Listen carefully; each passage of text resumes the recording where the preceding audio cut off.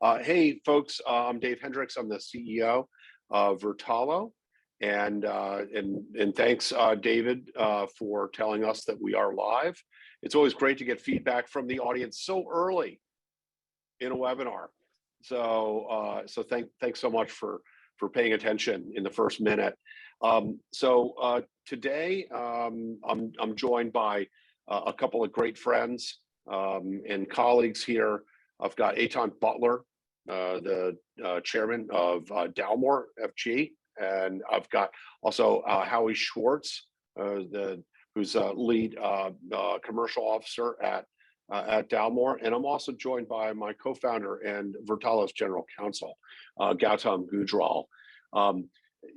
As you can see, I'm matched up with some pretty impressive folks here. And we're really excited to share some of what we've learned over the last couple of years. Talk about what Dalmore's doing in making regulated crowdfunding super accessible, even more accessible, and even a better option for issuers. Also to talk about some of the regulatory considerations and some of the operational considerations that issuers have when considering doing a regulated crowdfund offering. So we're going to talk in a couple of minutes with Eitan, Howie, and Gautam about their backgrounds, but a little bit before we get into that. This is a webinar which is strongly focused on how and why. It's less focused on when in the future, really talking about what is available to you today. It's, since the Jobs Act was put in place in 2012, so much has changed, and it's really the opportunities have all come to a head in 2022. And so what we want to talk about is, like what the journey is for an issuer, how they make decisions, the various types of private company exemptions. And we'll explain what an exemption means if you don't know what that is. What does blockchain and tokenization have to do with regulated crowdfunding? And is it something that you should consider? What does regulated crowdfunding, tokenization, and secondary liquidity have to do with each other? Are those things related, and how do they affect each other? And then what comes next, which is really about you, but also where you can take your company into this market. And we'll be taking questions, but I want to make sure you see there here on this agenda slide, it says questions at the end. We love discussions. We love to hear from the audience, and there's a little button down at the bottom. There's a raise hand. There's a Q&A. There's a chat. If you have questions, don't wait till the end. Your questions are probably more interesting if you ask them while we're talking about this, and we'll be fielding those questions live. Not every one of them, maybe, but we're going to be fielding a whole bunch of those questions. You can address them to the group, to a person, to a topic. Don't hold back. We've got plenty of time today to answer as many questions as you have. And of course, we'll also be popping a slide on Vertalo's Digital Assets and Securities Conference.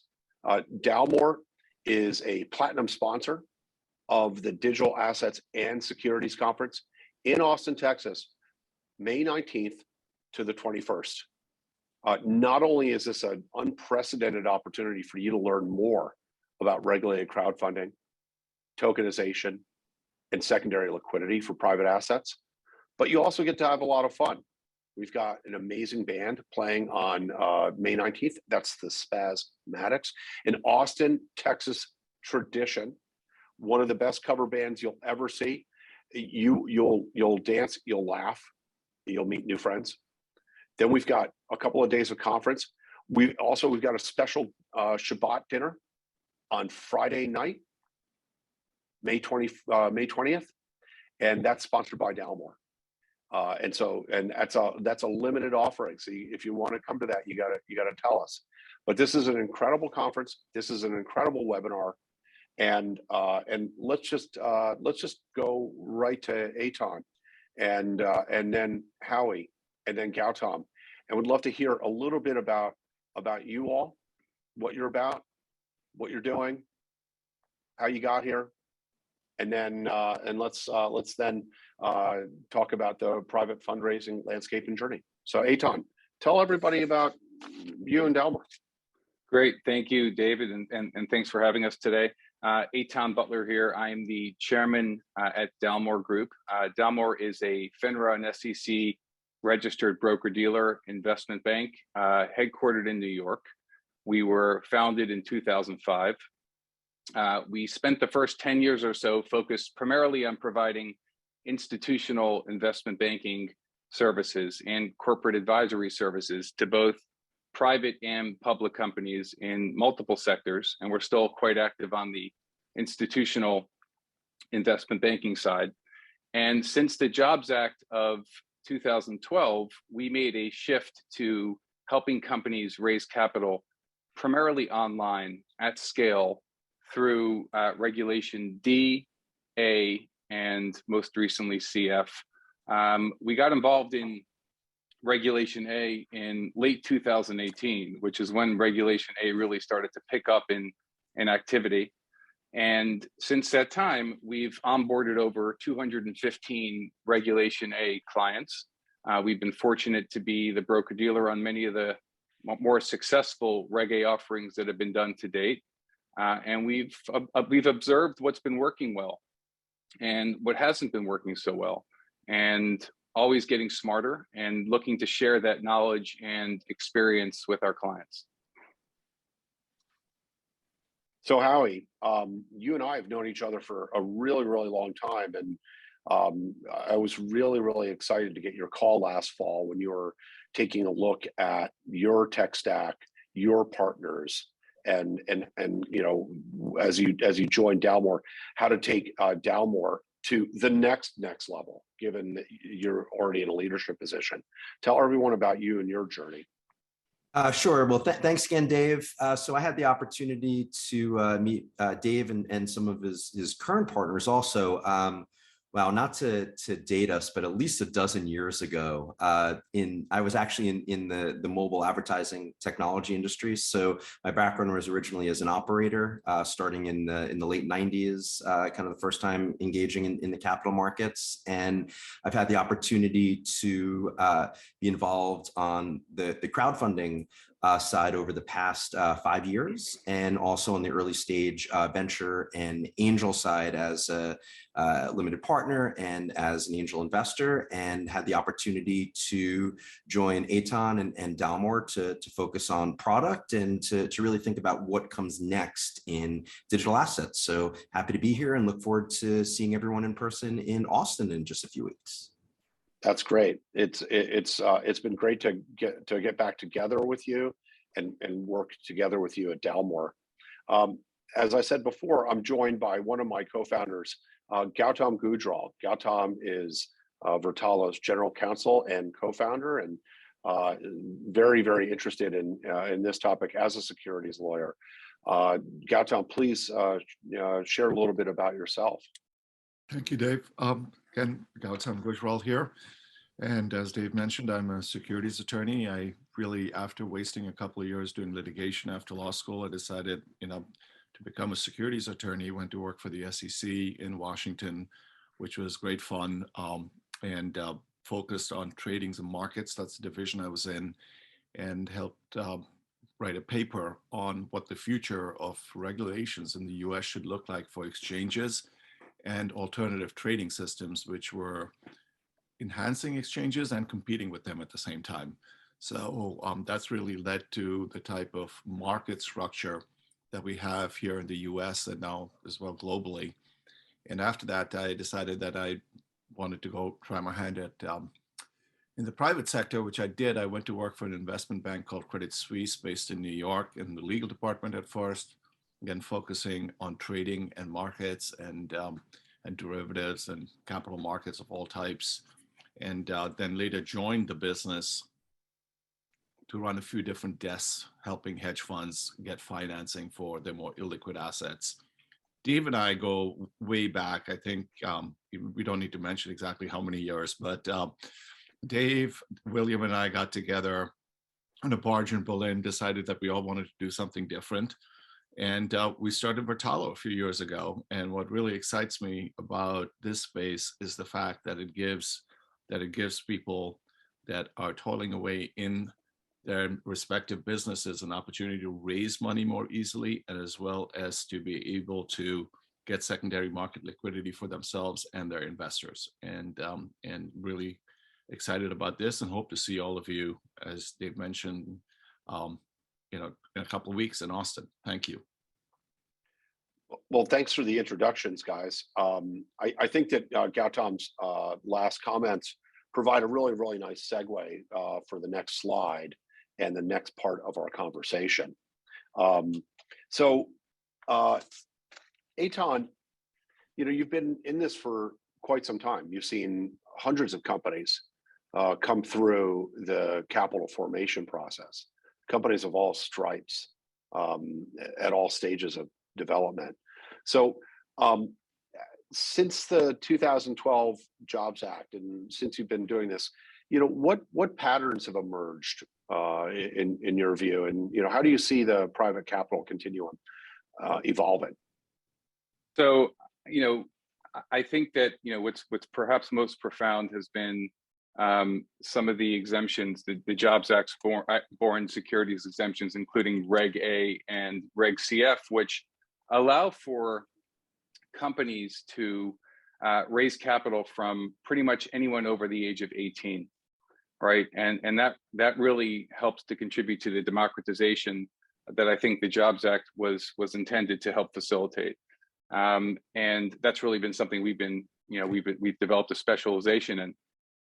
Today, companies are no longer reliant only on venture capital or private equity or friends and family, or just seeking accredited investors, which they can do through Regulation D. Today, any founder, provided that they qualify, could set up an offering, and they could do so directly on their own domain, on their own website or app. And they could market and they could promote the offering, and they could accept investment from anyone over the age of 18. They could set the minimum amount of the investment size, and with Regulation A, they could also position the offering and the securities for a path to secondary market trading immediately. Whereas Regulation D, you have to wait a year before your securities can be sold on the secondary. Regulation A allows for an immediate path to potential liquidity. So we're seeing all different types of companies in all different industries utilize these exemptions, Reg A, Reg CF, to conduct their offering. And we're seeing a number of different strategies being used, and we're seeing more and more sophistication in that approach. We're seeing companies that are setting up platforms to offer individual assets, physical and digital assets, where they fractionalize the assets and they offer them to anyone over the age of 18, really building communities. And I think that's one of the primary benefits of these exemptions, and Reg A in particular, is that these aren't always a one and done type of a capital raise, right? This is an opportunity to raise up to $75 million per year through Reg A, and to really, for a company to really take control and become empowered to build a community and to showcase investment opportunities to their community one after the other. And I think that lends itself really well to what we're seeing evolve in the digital space. You're on mute, Dave. Gautam, you were at the SEC in the 90s, right. and you were working on market regulations that weren't just for public markets, but also for private markets. And I think in 1997, you were pivotal in the authorship of Regulation ATS. correct? Uh, So, regulation ATS seems like a great tool for private companies, but were there the kind of structures that approaches that Aton is talking about, were those available to issuers in the 90s? And what was the idea then? I mean, So in the 90s, no, it wasn't. This is a great question. Just juxtapose what we can do today versus as an issuer versus what we could have done in the 90s. In the 90s, the only private issuance road that a smaller company would have chosen would have been Reg D, because 144As, which is another exemption, is much more expensive, even though you get greater liquidity, or Reg S. But Reg D was the most common one. And if you think about Reg D, basically you couldn't advertise. You had to, had to go out door to door, knock on people's doors, ask them whether they wanted to invest in your company. You couldn't put it on your website, even in the early 2000s. And then, you could only raise money from rich folks, accredited investors. And that this is a huge change, both for companies and the population at large, that they can put a little bit of money that they feel that they want to invest into companies that they believe in, because sometimes the best investments are companies that you use in your own life. And so in terms of community building, all these Reg A, Reg CF have been really revolutionary. Now, in terms of ATS regulations, well, yes, you're correct in the sense that ATSs could trade 144A securities, they could trade publicly issued securities, couldn't really trade the Reg Ds. There was no market for it. And it's been there was also a long holding period after you bought the securities. You couldn't advertise, you couldn't solicit bids. So all of this is very different today than it was when Reg ATS was first put into place. But the structural aspects of Reg ATS were perfectly suited for this more private markets to develop on them. I'll comment just quickly, just from my previous role as an operator, as a founder, is raising capital, as Gautam mentioned, in the late 90s was very, very different than today. There really were not many opportunities for startups, right? We'd go through a Reg D, we would spend a lot of money and time, developing a private placement memorandum, and then really no opportunity, as you mentioned, to market or to advertise it. Versus today, there's so many broader opportunities for startups to engage in investors. So it's changed the whole game, and that's why you see so much more innovation happening within the States, is because of these changes. It's making the private fundraising landscape just so much more accessible and inclusive, both. People say the internet changes everything, but in fact, the internet really didn't change anything for investing in private companies until 2012. Before the Jobs Act, there was not a regulated crowdfunding option. The solicitation rules were different, and then the network that the internet facilitates between, say, shareholders and marketplaces also didn't exist. So it really wasn't until 2012 that a lot of the things that you were working on, Gautam, back in the 90s, things that you and I were working on, Howie, in terms of promoting anything. None of these innovations, and there was so much innovation in communication, so much innovation in advertising and marketing, none of those could really be brought to bear, it seems, until 2012. Now, we know with the rise of Twitter and Reddit and social networks as a whole, and also the huge revolution in publishing that occurred, that when you combine that with regulatory changes like the Jobs Act, that this produces actually a tremendous amount of choice, almost too much choice for issuers when it comes to how to raise funds. You can email everybody, you can tweet, you can get on Telegram, you can get on Discord, you can go to websites. All this sort of thing seems kind of chaotic, but there's actually some order to this. So Eitan, taking a look at all the companies that you've worked with, your own company, the companies you've helped serve, how should they think about exemptions? Let's go back over again the various exemptions, and then what do you think the highlights are for each of these exemptions, and then if you're going to choose them, how do you get ready to leverage these exemptions? So Regulation D is the easiest to kind of get up and going, and probably the cheapest to get up and launch. And however, as the issuer, you're limited. You could raise an unlimited amount of capital, but you're limited to only being able to raise capital from accredited investors, which I believe is under 10% of the investor population in the U.S. Regulation CF allows, Regulation CF is Regulation Crowdfunding, that allows for companies to raise up to $5 million per year from anyone over the age of 18. And it's a relatively quick process to get an offering live through Regulation CF. It does not involve SEC qualification.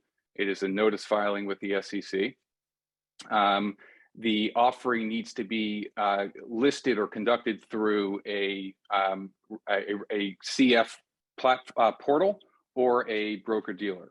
And for companies looking to raise up to $75 million a year, that's from anyone over 18, that's when you'll consider Regulation A. Regulation A, again, it does require SEC qualification, so there are additional expenses. You have to hire a securities attorney to draft a extensive offering circular, which is called the Form 1A, which they ultimately submit to the SEC for qualification. So that's a process that could take oftentimes 4 to 6 months from kind of start to going live, but you have a year to raise up to 75 million.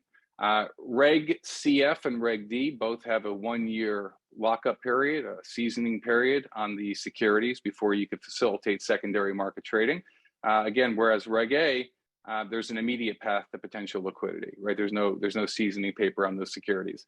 So it comes down to how much capital are you looking to raise? One. Two is, are you looking to be reliant on marketing and promotion to raise capital? If you are, why not position yourself to be able to raise capital from anyone over 18 rather than just a select few accredited investors? And the third consideration is secondary market trading part of your strategy, right? So it's a great thing to have, right? It's a great thing to be able to provide issuers with an alternative to waiting until a liquidity or a going public event, right? It doesn't mean there's going to be liquidity there or anyone on the bid per se, but it positions the company and the investors to have a path to potential liquidity, provided there is liquidity at that point. So it has to do with strategy, right? So for companies that are including secondary market trading into their strategy from the start, Reg A is a really good solution to consider. Of our 215 or so Reg A clients, about 25 or 30 of them or so, and a pretty quick growing cohort of our issuers are what we call series issuers, right? So series issuers are they're also getting qualified to raise up to 75 million a year, but they're not structuring their offering as a one and done capital raise. They're not issuing securities. They're not selling shares or issuing debt out of their issuing entity. Rather, they're releasing individual assets, one after another, in their own dedicated corporate structure, where they're giving investors the opportunity to buy shares of art or baseball cards or race horses or race cars or NFTs or athlete contracts, one after the other, and in essence, positioning them to be able to build a portfolio of assets where they could buy as low as $5 or $10 shares of these assets, and then incorporating secondary market trading right on their own website or app, the issuer, right? So they're building a community of folks that want to buy collectibles, let's say, or real estate, interests in different single-family homes. And secondary market trading fits in very well with those types of strategies, with low share amounts, with portfolio building. Having a bid and ask screen right on your app it really rounds out the offering and empowers investors to, rather than sit and wait to see what happens, to be in a position to be more proactive and have other opportunities for potential liquidity. So during this last little segment here, we got a couple of questions that I thought might be good to throw in here. The first one from Gustavo Casinas, the founder and CMO of Token Global LATAM. Can foreign companies get involved in this regulated crowdfunding market? So in order to qualify for a Reg CF, you have to be a US-based entity, issuing entity.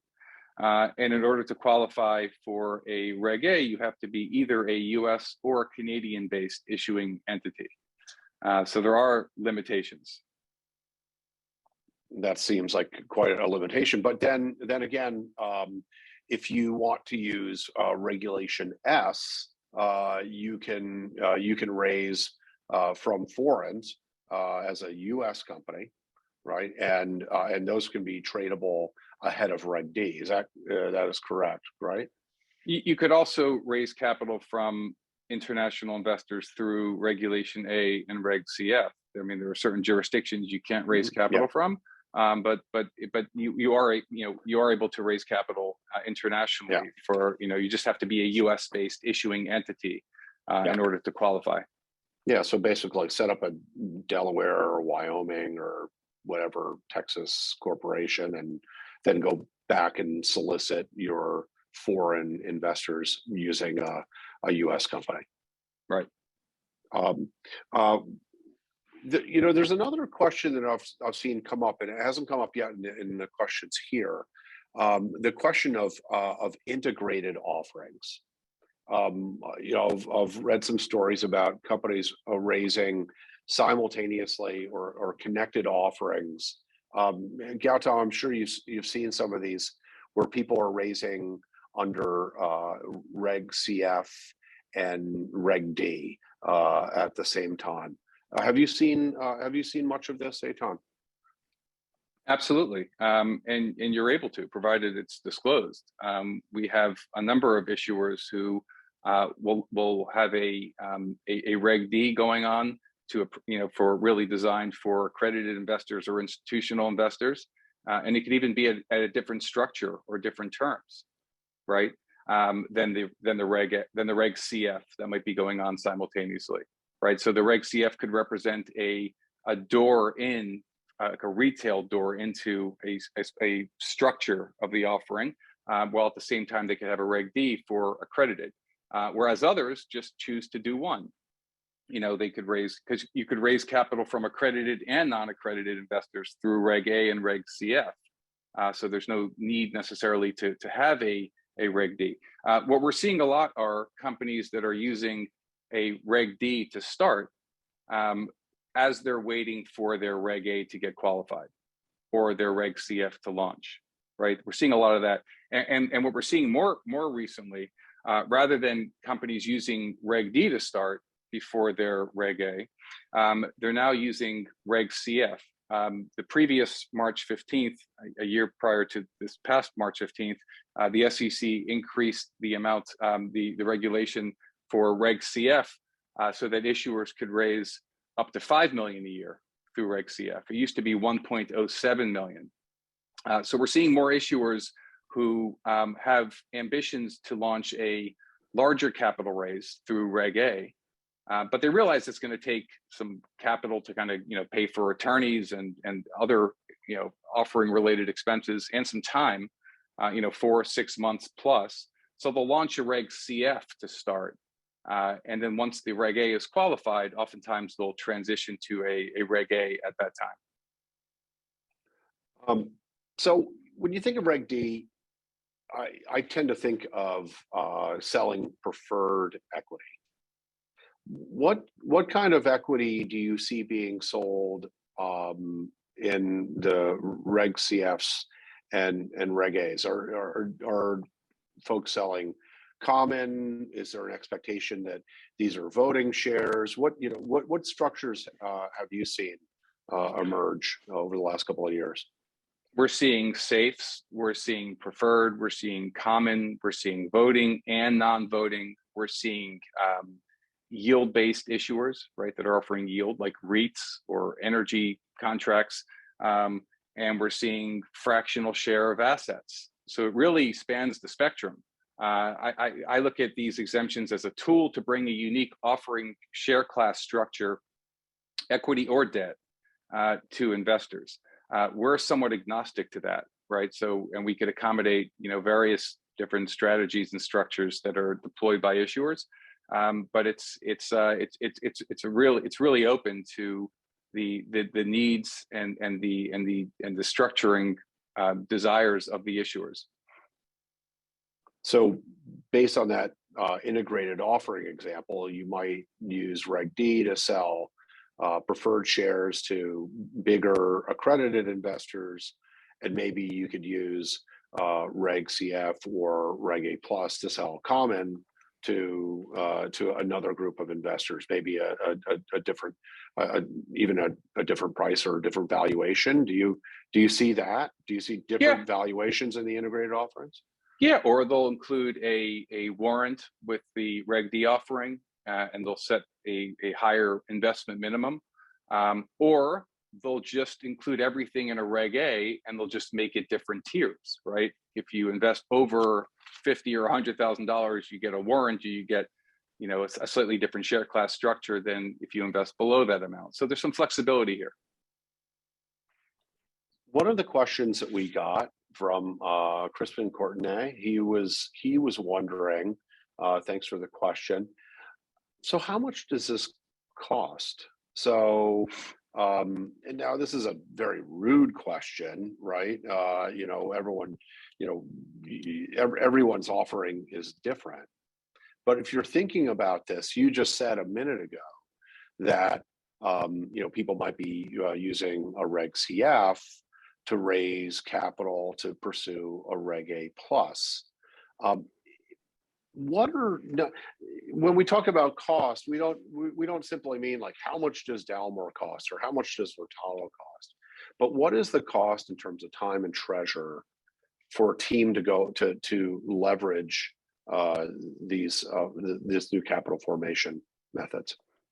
So Reg D is probably the cheapest to get up and going. You need the offering docs your attorney could assist you with.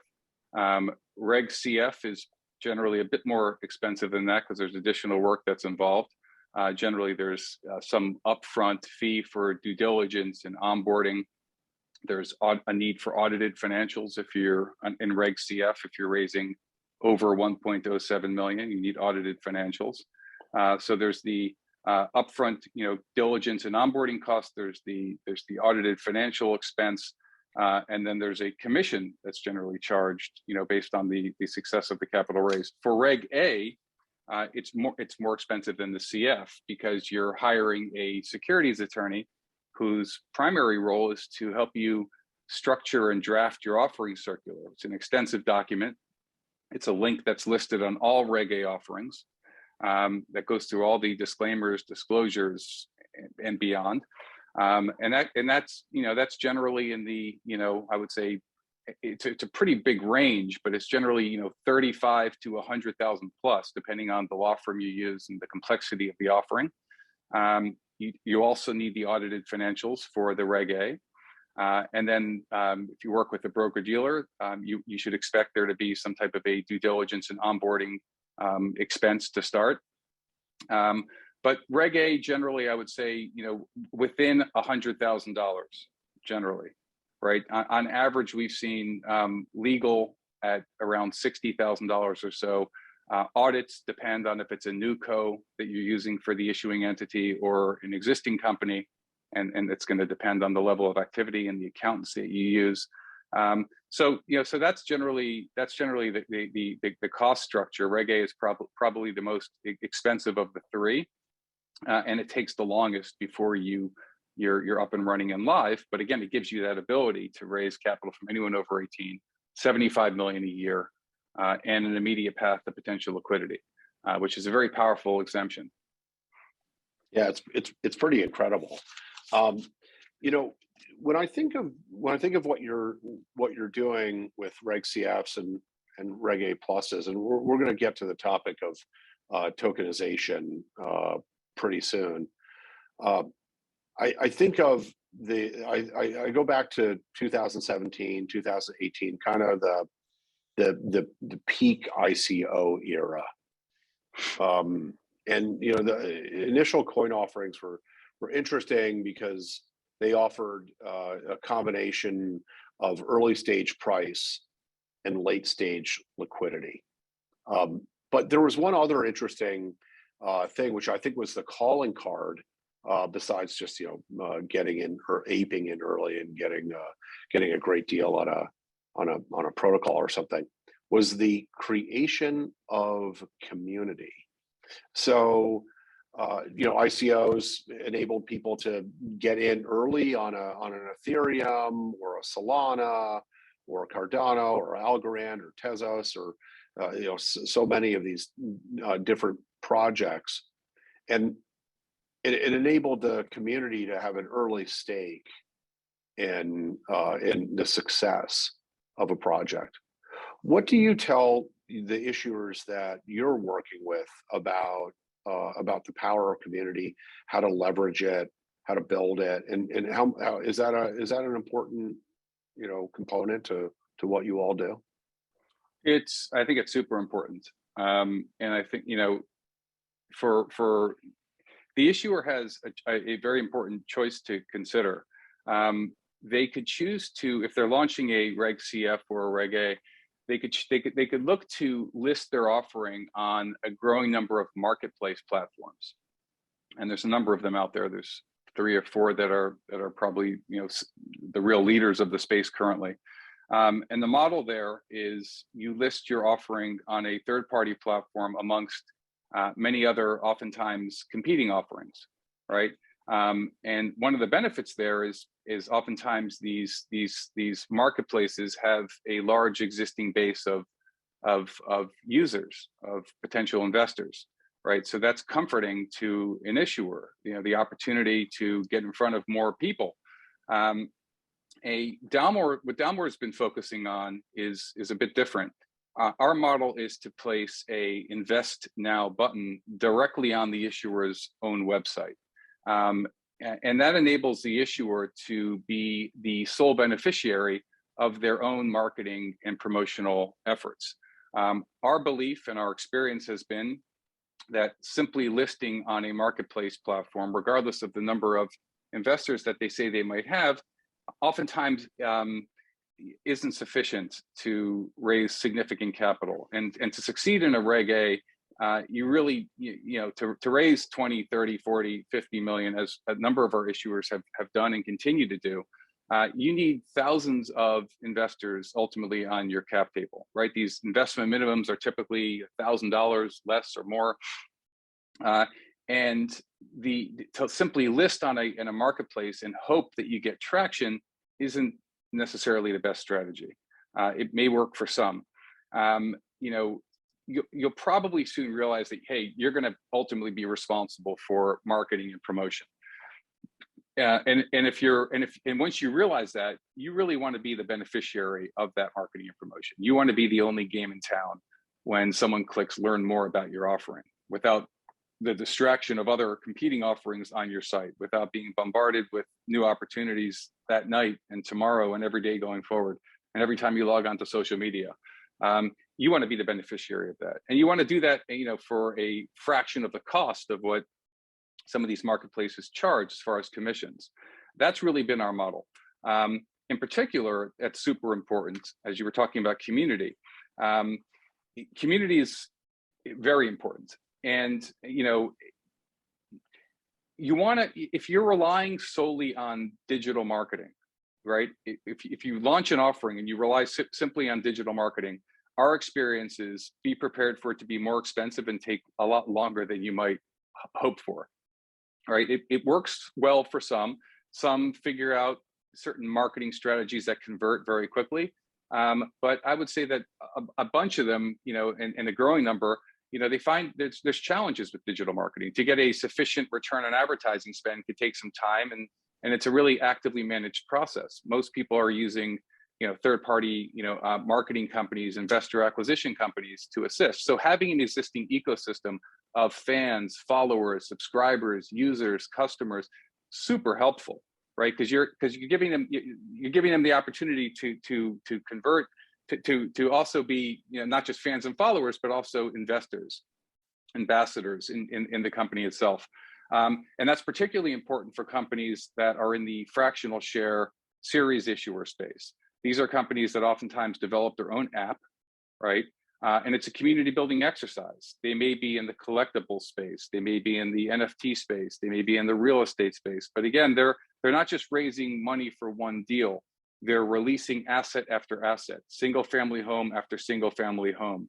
And they're fractionalizing it into small bite-sized shares, $5, $10 a share, and they're facilitating secondary market, a potential liquidity. So they're building communities. Some of our clients have over 500,000 members of their community already as part of their app. So they're selling out of assets pretty quickly, pretty frequently. And so that's personally my favorite usage of the exemption. It's the series issuers, the fractional share issuers that are building communities. That's a business that they're growing. Some of these issuers have multiple issuing entities. So they'll launch 2 or 3 Reg A's, right? And kind of all under one branded entity.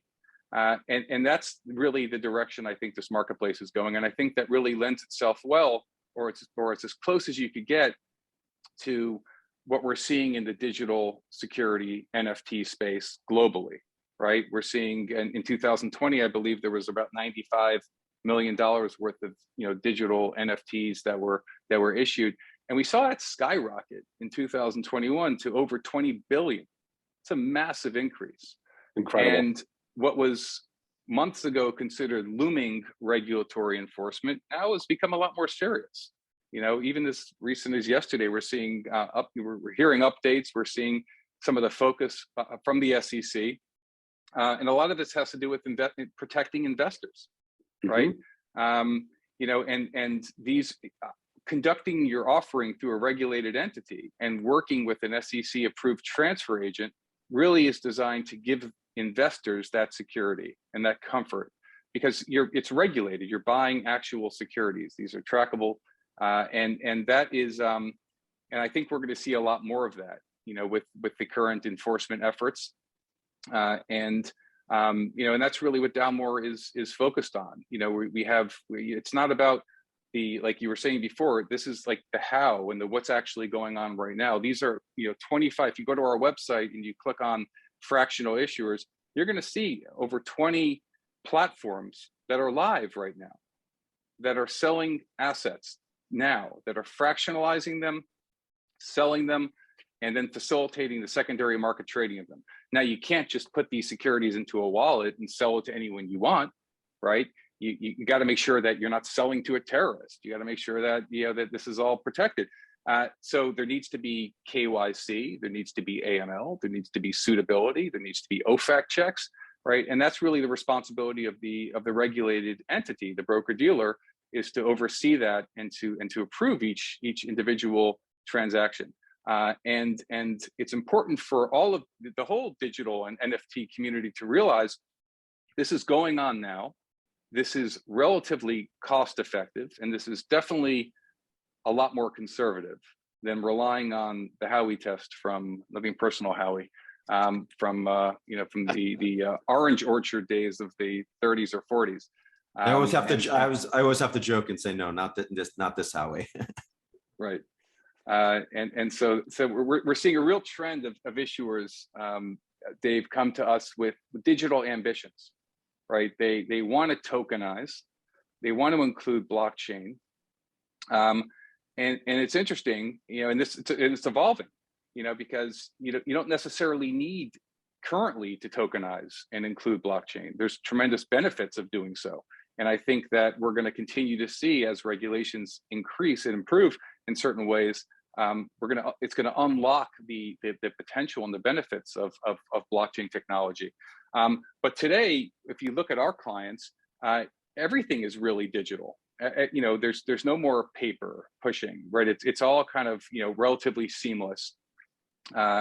And you could achieve these objectives again of fractionalizing assets, physical and digital, facilitating the issuance and the secondary market trading of them, without necessarily having to tokenize. And Eitan, we're seeing it at Dalmore every day, more and more issuers that we're currently working with, and more issuers who are kind of planning and offering for, over the next few quarters. They're asking about tokenization. They're asking really good questions on, when they see, maybe other, other offerings or other players in the market that may be running, a little bit wild, and they're saying, well, how can we do this in the right way, in a regulated way? And I think that's what, part of what we can talk about today is what the path forward is for digital asset securities, and how we can do this in really the right regulated manner. Yeah, and that's really one of the main reasons which led us to building an intimate relationship with the team at Vertalo. Aside from what we believe the quality of the team and the individuals behind Vertalo, which we hold in very, very high regard, Thank you. Your focus on really building the infrastructure for the digital asset community could not be more relevant today than it is. And I think you've done a tremendous job of positioning yourselves to really be the infrastructure to help facilitate the current digital community, as well as where it's going on many fronts, on the primary issuance side, on the transfer agent side, and what you're doing behind the scenes, which I'm sure will be released over the next upcoming months, as far as working with multiple ATSs, really to, in an effort to open up maximum potential liquidity for issuers, which is super, super important. And again, it continues to take the regulated approach that much closer to mirroring what was not regulated, right? We have the cost structure down. We have the increased potential liquidity, and I think that we're gonna see a lot more of that going forward. Yeah, we agree. One of as much as the changes in capital formation made it easier, gave you more options for raising funds, there was still a problem that existed, which was, okay, well, where is this stored? If I did buy some shares in this regulated crowdfunding or Reg D or anything, do I really own them? What's the level of transparency? Did they sell 110% of the number of shares authorized? And then if I wanted to get out, if I wanted to sell, if I wanted to trade the shares, how would I do that?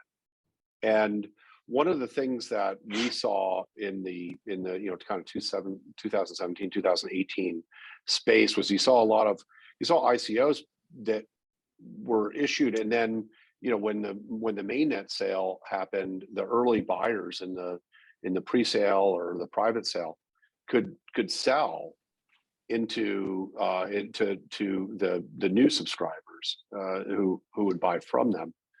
But until recently, I think basically late 2020, the regulated private capital markets in the United States were not really facilitating efficient secondary sale of any security. I mean, take a look today, or not today, just a couple of years ago, you had things like second markets. Now you've got Forge. When people want to sell private shares, they have to go through a 3-week, 4-week, 5-week song and dance email, fax, phone, text, negotiate our price. Hopefully the deal doesn't fall through. The company doesn't release bad news while you're trying to close a transaction that can take weeks. That is in direct contrast, really, really high relief from the lower friction capital formation afforded by regulation CF and Reg A.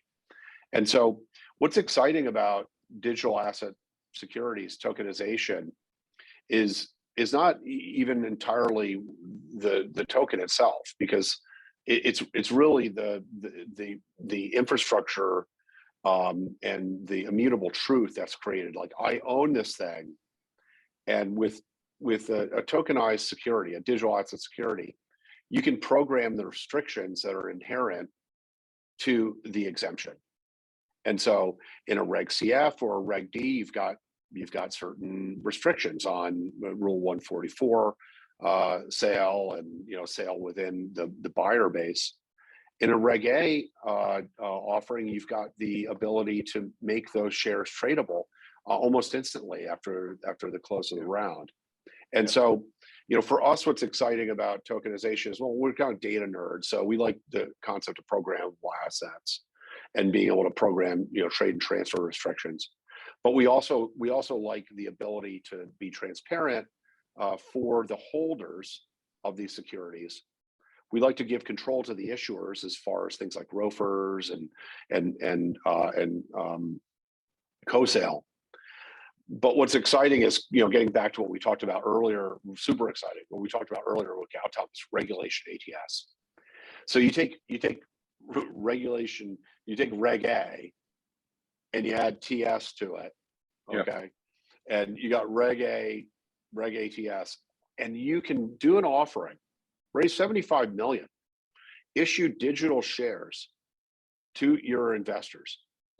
You can set the lockup if you want. That's up to you. You can lock up your employees, the insiders, but you can enable this other group of shares to be tradable on ATSs. And this is really pretty mind-blowing. It's like a mini IPO. Yeah. And what tokenization really, the mission of tokenization here is not to make a chaotic market, which you might see in ICOs, but rather a much more orderly market, a programmed market, which then is effectively facilitates more liquidity. And so, the way we do that at Vertalo is, we take the data in from Dalmore, as Dalmore helps its issuers raise. We then put those investors on a ledger. We can tokenize some or all of the shareholdings, and then, subject to the issuer's restrictions or desire, then we can work together with an ATS and an issuer to get those shares listed so that they can be bought and sold on a digital asset alternative trading system. And it's super exciting. We're running out of time today, and I think that we've covered a lot of ground here.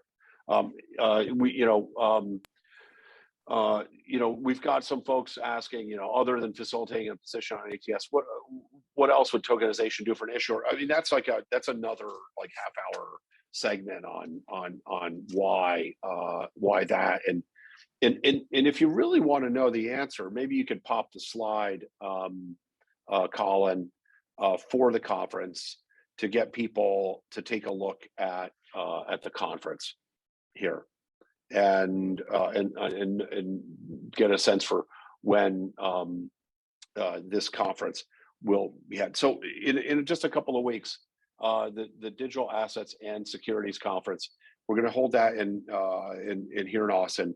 Dalmore's platinum and top sponsor, really playing a big role in making this conference a success. And we have another slide, I think, with a code here. This is a discount code. Thank you for coming to this webinar. We're going to be doing more of these. We're going to be doing some case studies with some of the issuers We're going to be doing a lot of stuff at the conference. We're going to be sharing the recording here. But if you really, really want to get into some of your deeper questions, and you're really looking at doing a Reg CF or a Reg A plus, and you're thinking about doing this for reasons beyond, hey, look, it looks easy or fun, and you're thinking about secondary liquidity, and you want to dig in to how and how do we need to prepare, et cetera. I urge you to come to this conference. We will be recording the conference, and we'll be sharing this on our sites. But rather than answer all the rest of the questions, there's so many here.